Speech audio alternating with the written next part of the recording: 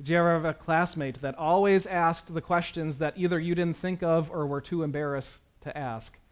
Usually, you learned a lot more in that class because they were willing to ask those questions. Among Jesus' 12 pupils, Thomas was that guy. He was the one to ask the question. He was the one to raise his hand. It's not as though he didn't have faith. It's just that he had some doubts and concerns that needed answering. And what does Jesus do for those who have doubts? He comes to them with proof. A week later, his disciples were in the house again, and Thomas was with them this time. Notice that he continued, even though he doubted a little bit, he continued to meet with the disciples. He didn't give up and say, oh, this is too unbelievable to even be a part of. He continued, okay, I'm going to stick with you guys, right? He gave up. Did he give up gathering together with them? What would have happened if he gave up gathering with them? Then they wouldn't have had that opportunity to see Jesus himself. Right? If you have doubts or you have questions, don't quietly leave or walk out the door. Let's talk about them. Let's gather together and let's look at the Word and let's talk about those questions. So John goes on to say, though the doors were locked, Jesus came and stood among them and said, "Peace be with you." Then he said to Thomas, "Put your finger here. See my hands. Reach out your hand and put it into my side. Stop doubting and believe." Thomas said to him, "My Lord and my God." Then Jesus told him, "Because you have seen me, you have believed. Blessed are those who have not seen and yet have believed." Now that's you. Those of us who haven't had the opportunity to say, "Show me." Although certainly we will have that opportunity if Jesus had those scars at this point after the resurrection. He still has them in heaven. You will have your chance to put your finger into his side and to touch his hands that were scarred for you.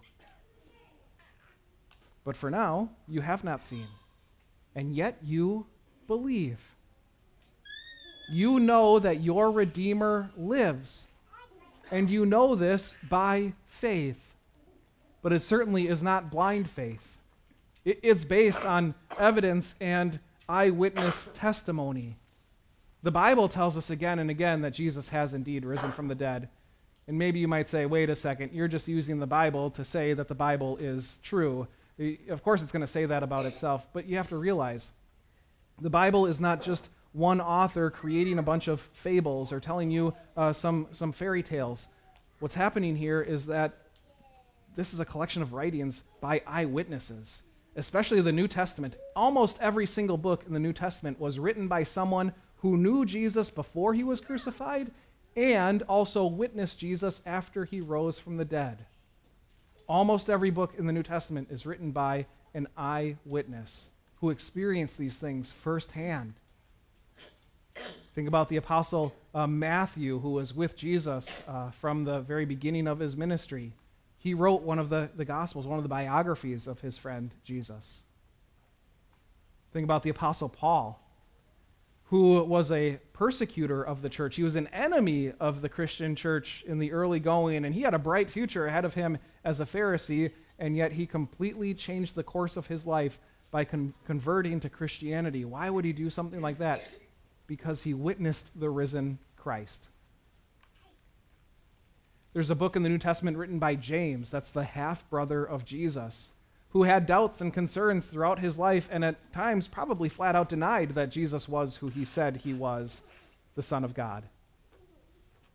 But then later we learn that he's actually a leader now in the first Christian church in Jerusalem. Why the change? Because he encountered the risen Christ.